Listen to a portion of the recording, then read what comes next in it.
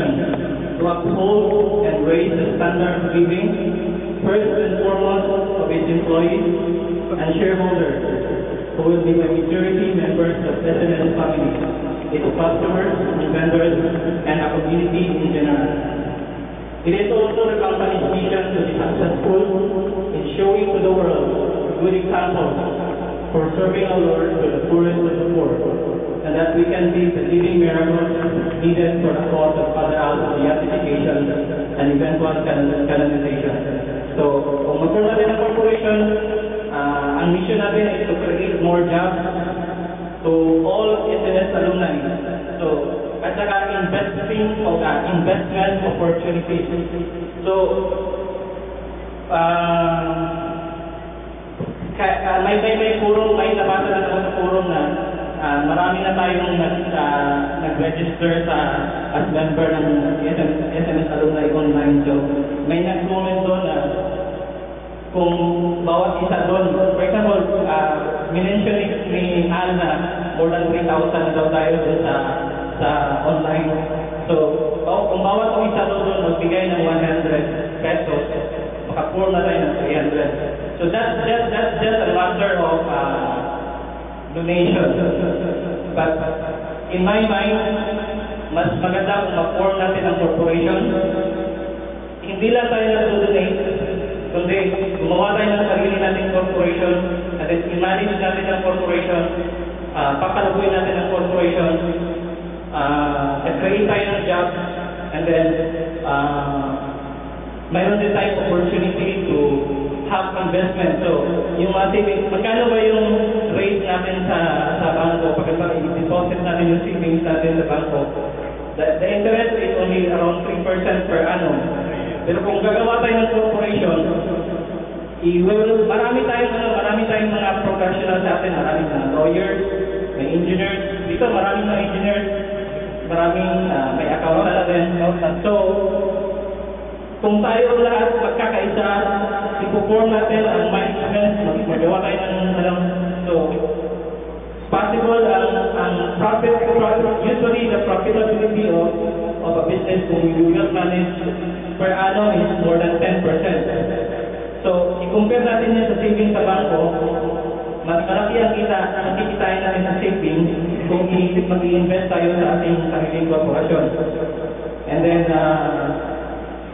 nag-create para tayo ng sariling asset sa Sisters of Mary Corporation. So that is our company mission. Company mission. Anong klaseng business? Ang klaseng business, dito i-present natin. Maraming business ang i-present ko dito. So, go-over natin. Company mission, being run, managed, and owned primarily by SNS alumni for innovative with sound knowledge and technical skills, and clothed with unquestionable characters and high integrity values, home from our roots and from our teachings of our alma mater. Alumni inspired in life by life that continues, very grateful enough to soar high society with all the opportunities. Above all, alumni have a soft and gentle heart that belongs to the poor, who will not give in to the worldly greed, but rather will always look after the welfare of his brothers and sisters, especially those who are less fortunate. We envision our group of companies bearing the brand name of ESNSI for our ocean to be a company of choice, a leader and model company of best practices. So, alam niyo ba yung vision natin? Sa ngayon, hindi pa nakita kasi yung yung mga company na i-perform natin. So, ang kasi sa company is kung establish natin yung mission and vision, and we will work out on that mission and vision. Diyan natin na yung success ng company. So, kaya unang pinipresent natin yung company mission and vision para at least we will buy into that first before going to what are the kinds of business that we are going to tackle. So, this is the executive summary. The main company that will put us is the ESMI Holding Inc. This will be an investment and holding company that will serve as the umbrella corporation of all the diversified businesses that our group plans to venture in the near future. Following are the list of viable businesses that ESNSI can invest and engage into. This will surely create more jobs and provide an income-generating investment opportunity to all our investment SMS alumni. So, itong mga businesses na to, while testing all these possible businesses, ang kagandahan natin sa corporation, hindi ito stabilitan. So, kukuha ba tayo o hindi, I'm really keen to establishing this corporation in our country.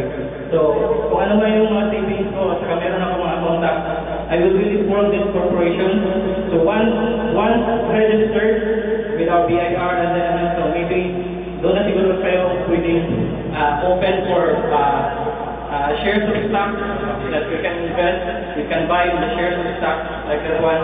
So, doon siguro ako. Sa ngayon, I'm still on the process of introducing to you these possible businesses. What are those? We have the training, recruitment, and manpower agency. Kaya-kaya natin itong gawin. Tayo na lang dito. Possible market na natin. Pwede tayo. Once before natin yung agency, ma-ensure natin yung possible employment natin for the future. Yung mga graduates natin, pwede natin silang maalalayan pagka-graduate nila. So, actually, I have been to many businesses. Naging connected ako sa first employment ko is from Air Philippines.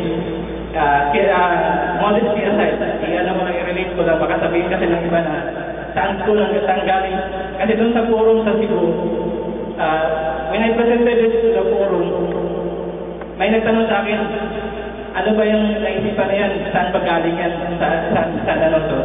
Sinagot ko is, it is gained from my experience combined with other, yung hindi lang din sa akin, nagpo-consult din ako sa ibang graduates. So, like I came from Ayala group of companies also. I work with Panasonic. I work with Avidalan also. So we have search, training, and recruitment manpower agency, garment and printing business. So itong garment and printing business, this is designed really for those graduates from the girls' family. So, mayroon itong, sa next slide, meron itong mga explanation. So, automobile and electronic devices, repair and maintenance services, ESNSI systems Inc., ESNSI management and consultancy firm, ESNSI business process outsourcing, ESNSI consultants Inc., ESNSI pharmaceutical, dental and medical services, ESNSI food and catering services, ESNSI transport, logistics and travel agency, ESNSI colleges, ESNSI real estate Inc. So, yun yung mga possible businesses na pwede na